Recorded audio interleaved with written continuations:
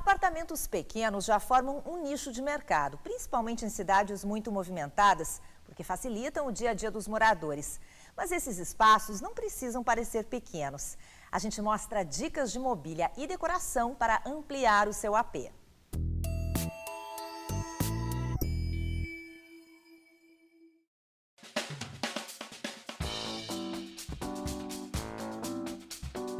A grande maioria dos imóveis hoje são apartamentos bem pequenos e tem uma estrutura de condomínio excelente, uma infraestrutura maravilhosa com área de playground, churrasqueira, salão de festa. Dentro dos apartamentos, sim, aí normalmente precisa de um arquiteto para auxiliar, porque as áreas são bem pequenas e precisam ser bem planejadas para se conseguir fazer o melhor aproveitamento possível do ambiente. Nós temos apartamentos de 30 metros, 35, 40, 60, são apartamentos bem comuns. Aí já temos um apartamento médio, que já vai para uns 120, que aí são apartamentos normalmente de 3 quartos, né? Inclusive de 60 metros, que é o caso deste que a gente vai olhar hoje, tinham 3 quartos, então um apartamento de 50 metros com 3 quartos. Normalmente as pessoas têm que ampliar depois, abrir algum ambiente para fazer uma área de convívio agradável para a família, para receber os amigos. Minha dica fundamental é essa, é tentar ganhar espaço abrindo paredes, diminuindo a área de corredor. Se eu quero fazer um armário para cabide, precisa de 67 centímetros de profundidade. Tiramos a parede que dividiam 2 quartos, conseguimos a profundidade de 67 para fazer o cabide e do outro lado ainda conseguimos um painel com um espaço para uma televisão, né? Ganha uma área boa ali, quase 1 metro quadrado que se consegue só fazendo a retirada de paredes. A maior profundidade que nós tínhamos era no sentido do comprimento onde foi a cama. Então, atrás da cama a gente criou um painel, aparentemente é um painel, não se percebe, mas ele abre. Então, dentro, roupas dobradas que precisam de pouca profundidade. Na frente e dos lados é importante cuidar da circulação, deixar os espaços no mínimo 60 centímetros de circulação, deixar de preferência a janela livre, porque se amplia, conseguir chegar na janela, olhar para a rua, dá uma sensação agradável, é muito importante para ampliar o espaço pequeno. Portas de correr, excelente, porque aí tu não precisa abrir, tem aquele espaço para mexer, abrir a gaveta, então tu só corre a porta. Hoje em dia os móveis estão muito funcionais, então a cama não é só mais cama, tu levanta e dentro dela ela é um baú que acomoda muita roupa. O casal que mora aqui gosta muito de receber os amigos, então a cama na parede ganha muito circulação. Para conseguir colocar num quartinho pequenininho, de 6, 7 metros quadrados, uma cama de casal, o ideal é acomodá-la junto a uma parede, usar uma coxa especial já, que não dê muito trabalho para arrumar a cama. O banheiro, ele tinha 2 portas, um banheiro super pequeno, com 2 portas, que dava para o corredor e para um quarto como se fosse uma suíte. Tiramos a porta em si, aproveitamos, não fizemos parede, aquele nichinho da porta ali, 18 centímetros, mais as portas, conseguimos fazer prateleirias que acomodam creme, toalhas. A sala era muito pequena, ela tinha um ambiente muito compacto, com vigas, pilares, e ela não conseguia acomodar assim, mesa de jantar, estar no mesmo ambiente, e o casal ainda queria uma lareira. Então a solução aqui foi retirar o 3º quarto. E esse outro quarto se transformou no home theater, o espaço de estar, de assistir televisão, mas integrado com a sala. A televisão, ela gira, dá para assistir ela da sala de jantar e dá para assistir ela da sala do home theater, né, do estar. Nós criamos a lareira, que também, o formato dela inclinado, para toda a sala ela esquenta, e trabalhamos um gesso para poder esconder vigas, porque divisões horizontais ou mesmo verticais diminuem o ambiente. A iluminação ela é fundamental. Normalmente quando a gente compra um apartamento ele tem um ponto central só e focado, né? Tu não consegue nem dirigir aquele ponto. Isso deixa o ambiente parecendo muito menor ainda do que ele é. Então o ideal mesmo é trabalhar um forro de gesso para não precisar quebrar nada. Então trabalhar um forro de gesso e criar vários circuitos de iluminação. Para saber colocar bem um espelho, o ideal é ele não ter recorte, emenda, facete, colocar ele quanto maior possível. Dá a sensação de que a coisa continua, parece que tu quer até entrar dentro, tem que às vezes tocar no espelho, é um espelho mesmo, né? Para perceber que é realmente um espelho. Ele é fundamental em apartamentos pequenos. A regra para um apartamento pequeno é usar tons claros, monocromáticos, bem neutros, muito branco, bege, cinza, clarinho, cores bem clarinhas. Mas a regra tem que ser quebrada conforme a necessidade do usuário. O cliente aqui adora cor forte, uma pessoa de personalidade forte, ativa. Os pilares estão aqui, então vamos marcá-los. São pilares estruturais, vamos colocar o violeta nele. Aí seguiu toda a paleta de cores, trabalhar bem clarinho nas paredes, quase branco, que entra no tom do lilás, e o papel de parede vertical para dar também mais altura, para ilusoriamente aumentar o pé direito, aumentar a altura do chão ao teto, né? Os móveis têm que ser bem planejados, bem medidos. O ideal é não ter muito móvelzinho, porque um monte de coisinha uma do lado da outra dá uma sensação desagradável, até de bagunça. O ideal é ter móveis mais horizontais, compridos para televisão, um móvel baixo, comprido, talvez um painel, alguma coisa assim. Não aquelas estantes que se usavam antigamente, que pesa muito num pequeno ambiente. Integrar a sacada à sala faz milagres, assim, faz a área crescer muito. Quando o apartamento é muito pequeno, menor que 35 metros, aí o ideal já é também abrir a cozinha, integrar com a sala, porque isso faz tudo parecer muito maior. Cozinha muito pequena, então a lavanderia se integrou, a gente só fez um vidro para poder passar a luz, mas esconder quando a roupa está pendurada lá na lavanderia, né? Tentar comprar eletrodomésticos mais compactos. Para quem não cozinha muito, o cooktop é maravilhoso, porque tu coloca só o fogãozinho em cima, finíssimo.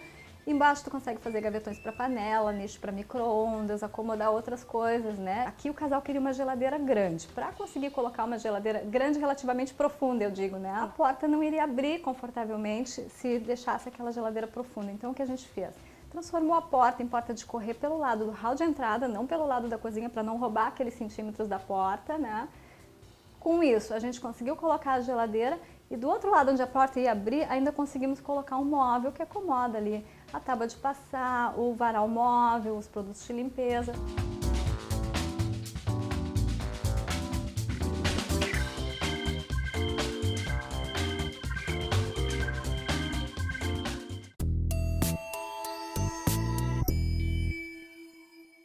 O Imóvel Class TV recebe hoje o advogado e especialista em direito imobiliário, Sérgio Eduardo Martinez, para uma conversa sobre o fiador e outras garantias de locação de imóveis. Sérgio, costuma dar muito problema esse tipo de contrato de fiador? Deve dar muita briga em família, né? Sim. Dá muito problema de conflito entre amigos, entre familiares, entre...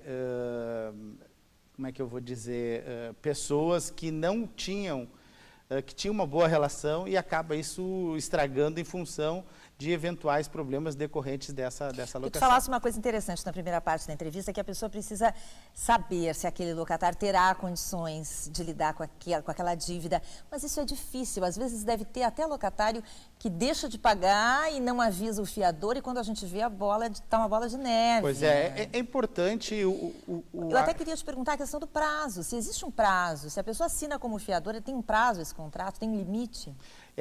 Os contratos, normalmente, eles prevêem que o fiador será responsável pelas obrigações decorrentes daquele contrato de locação até a efetiva entrega das chaves, salvo se outra coisa for estipulada. Normalmente, essa exigência de prorrogação da obrigação até a entrega das chaves, ela é prevista em contrato e isso dificilmente se consegue alterar.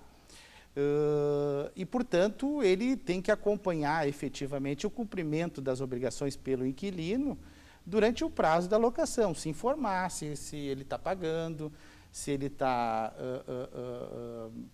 pretendendo permanecer no imóvel durante todo o prazo de locação, se o imóvel não tem nenhum problema que possa acarretar uma demanda judicial, que ele possa vir a ser acionado.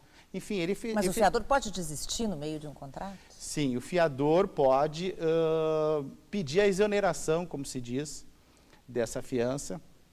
Ele simplesmente faz uma carta, comunica o proprietário locador e fica responsável por até 120 dias por essa fiança. Depois, ele não precisa mais se preocupar, ele está desonerado dessa obrigação, e aí o inquilino vai ter que dar outra garantia naquele contrato de locação, sob pena de, inclusive, acarretar a rescisão do contrato. E que outras formas existem dessa garantia? Existem outras formas que não são tão usuais, como é a fiança, que na realidade é o maior número de casos é a fiança realmente. Existe a caução, que pode ser de bens imóveis ou bens móveis, um apartamento, um veículo, ou até 3 meses de aluguel. A lei expressamente prevê essa possibilidade em substituição da fiança. Existe o seguro fiança locatícia, que algumas imobiliárias indicam, algumas empresas que fazem esse tipo de contrato, normalmente por 1 ano, podendo ser renovado. E também é utilizado aqueles títulos de capitalização. Então, são 4 garantias que podem ser utilizadas. A lei prevê essas garantias. A lei diz que não podem ser acumuladas mais de uma garantia. Então, ou tem fiança, ou tem caução, ou tem o título de capitalização, mas realmente a mais usual é a fiança, e é realmente onde dá a maior dor de cabeça para o fiador. E o judiciário está aí com inúmeros casos envolvendo questões que envolvem a responsabilidade decorrente de contratos de locação. Não tendo jeito, a pessoa vai ter que assinar como fiador de alguém. O que é importante a pessoa estar atenta antes de assinar esse contrato? Realmente eu acho que tem que haver, a principal questão tem que haver a confiança no afiançado, no inquilino, de que ele tem condição de cumprir aquele contrato e de que ele é uma pessoa séria, uma pessoa idônea e vai honrar aquela obrigação durante aquele prazo que está contratado. Mesmo sendo contratado, por exemplo, 1 ano ou 2 anos, esse contrato vai se prorrogar, e essa obrigação de fiança da mesma forma, até a efetiva entrega das chaves. Então, é uma avaliação que tem que ser feita com muito cuidado.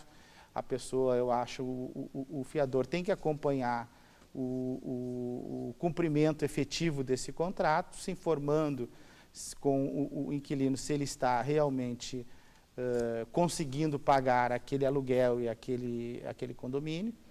E, portanto, sempre manter contato para saber exatamente se as coisas estão evoluindo dentro da normalidade que se espera, que é o efetivo cumprimento de um contrato, né?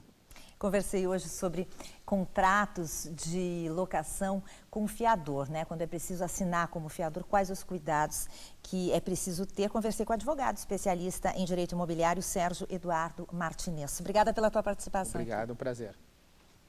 Em instantes, nós vamos conhecer as variedades de veludos que voltaram a revestir os sofás grandes e pequenos.